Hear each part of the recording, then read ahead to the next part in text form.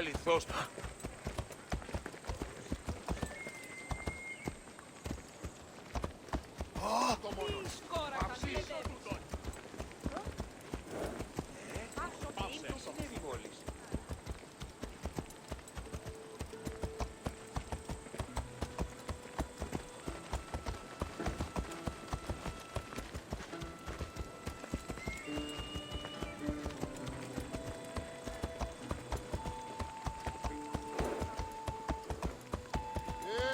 Τι γίνεται?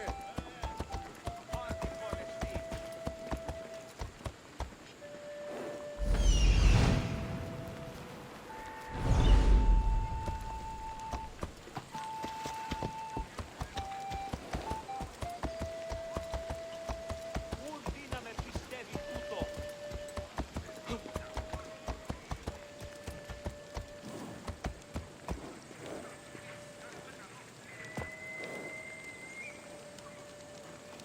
Το φθαλμί μου πεσέβουσι.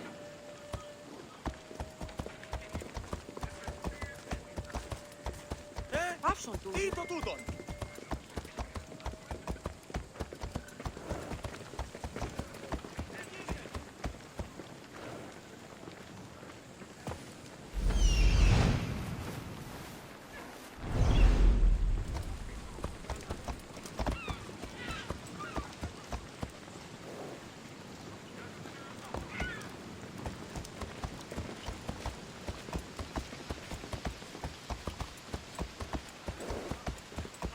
Ευχαριστώ, μιεστή.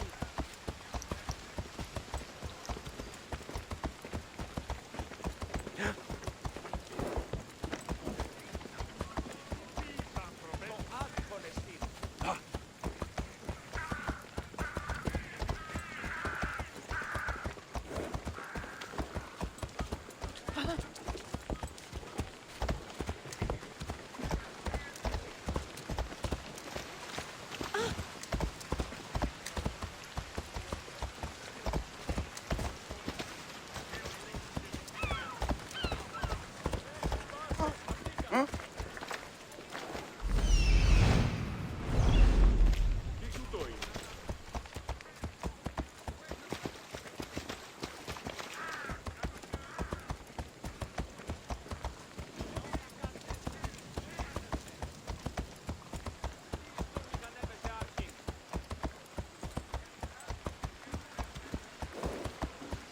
Άδικον εστί.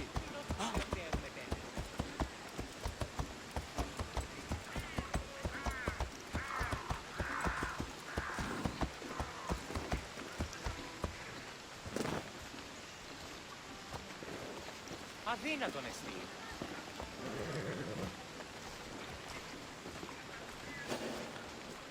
Τι λαμβάνει χώραν.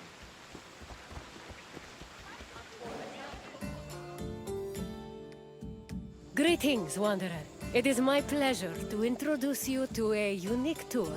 One that won't take you to impressive landmarks or famous battle sites, but through a typical Athenian home.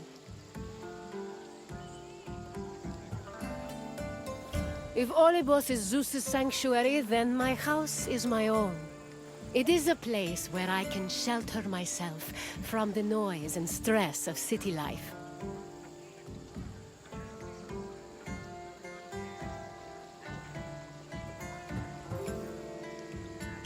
For an outgoing people like the Greeks, the house was a refuge of privacy. Inside, they could escape from the constant demands of civic life to enjoy the simple pleasures of family life. Look for me when you are done, and we can discuss the things you've seen. Farewell for now.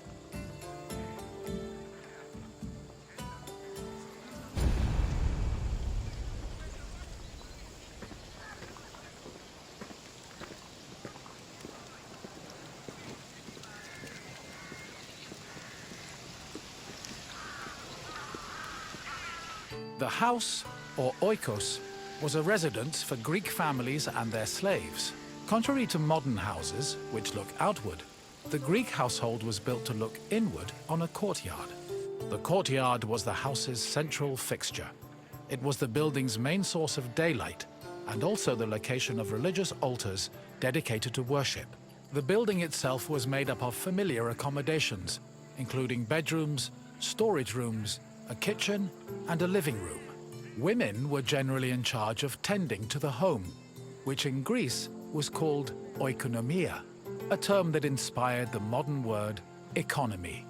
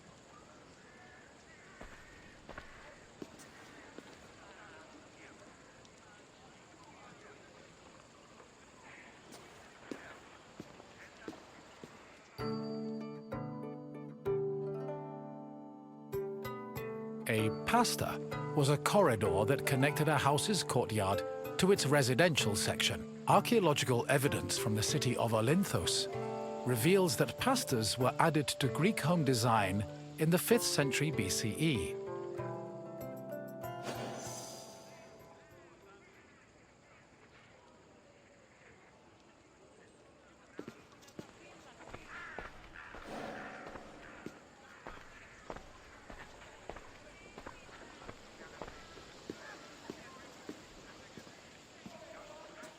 Greeks had no qualms about combining their work and their private lives, and many of them worked from home.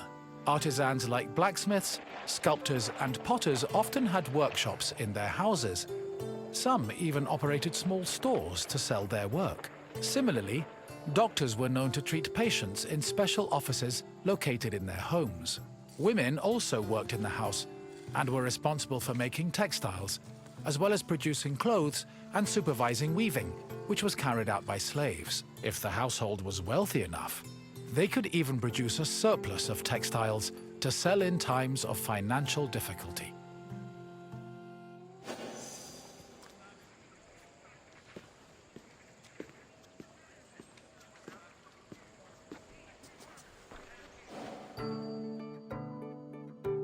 The inner courtyard was the nexus of the house. Functionally, it allowed air to circulate and also provided access to most of the rooms. It also sometimes housed a well or a cistern that collected rainwater. In the center of the courtyard was an altar to Zeus Hercules, who served as the protector of the household. Women would often use the space to sew and cook, while children used it as a play area. Furthermore, if the family had pets or animals, the courtyard was where they were allowed to run free.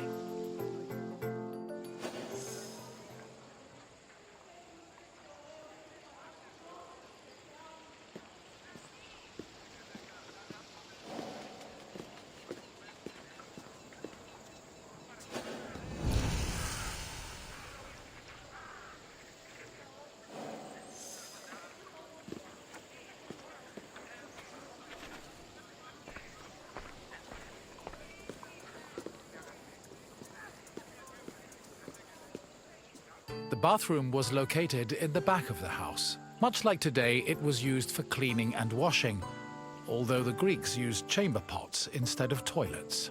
Most bathrooms had a luterion that could be filled with water for washing. Mirrors, razors, strigils, and sponges could also be found in the bathroom, along with small vases called arebaloi, which were usually filled with perfume or oil.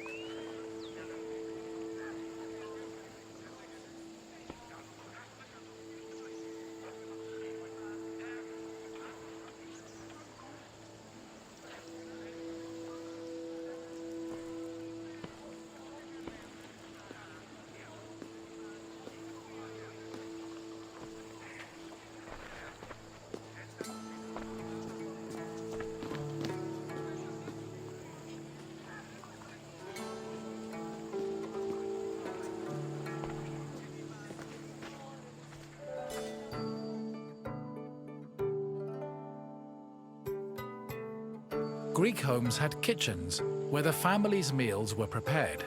The Greeks did not often eat meat, except during special occasions like banquets or after sacrifices. They had mainly a grain-based diet, eating staples such as bread, porridge, or a barley cake called maza. They also occasionally ate poultry, fish, and other seafood, as well as fruits, vegetables, goat milk and cheese, and olive oil. Food was cooked on a tripod, or sometimes in a klibanos, which was a sort of mobile oven. Other cooking implements included braziers, mortars and pestles, a spit to hold food over a fire, platters, and frying pans. The family also used the kitchen to store food in containers called pithoi.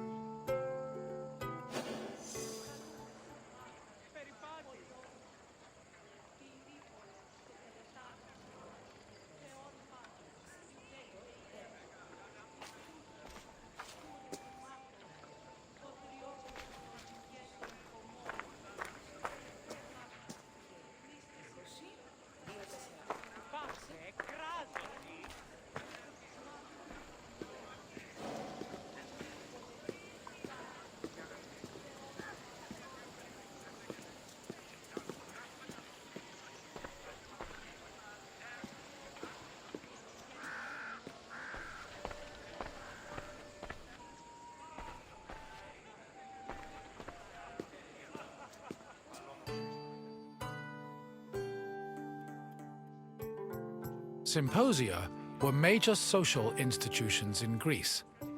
They were drinking parties held exclusively for men. The party took place in the men's section of the house, the andron, where residents and guests reclined on special couches called klinai. Food was served on low tables set in front of the couches, while wine was placed in a crater in the center of the room. During a symposium, men drank, sang, had philosophical discussions, and played games like kotobos.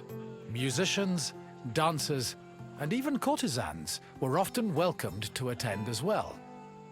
However, wives and daughters were always excluded.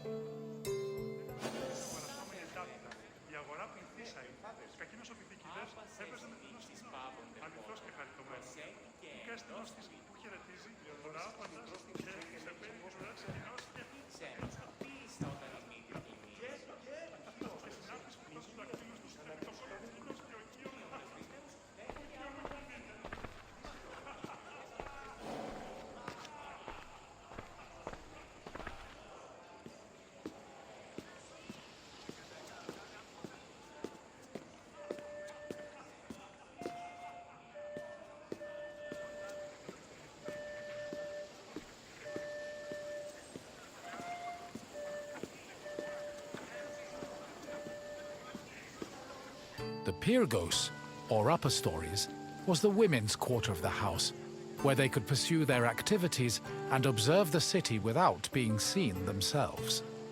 The rooftops were also used in a special rite called the Adonia, a private celebration held in honor of Adonis, which was reserved for women. At the beginning of spring, women filled terracotta pots with soil and lettuce seeds, then climbed a ladder to place the pots on the rooftop. These pots served as the women's very own Gardens of Adonis.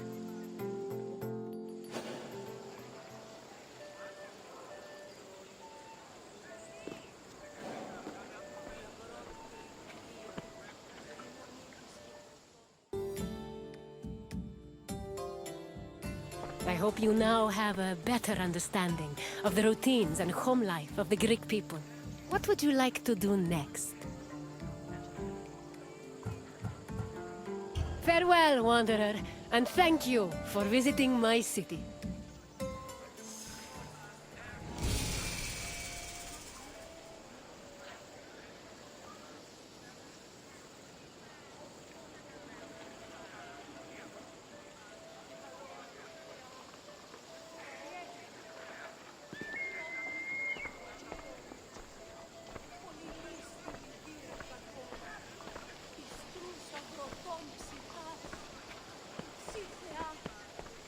Ειρήνη πολύ όλγο και κόρον η υγείαν υποβολβήσει.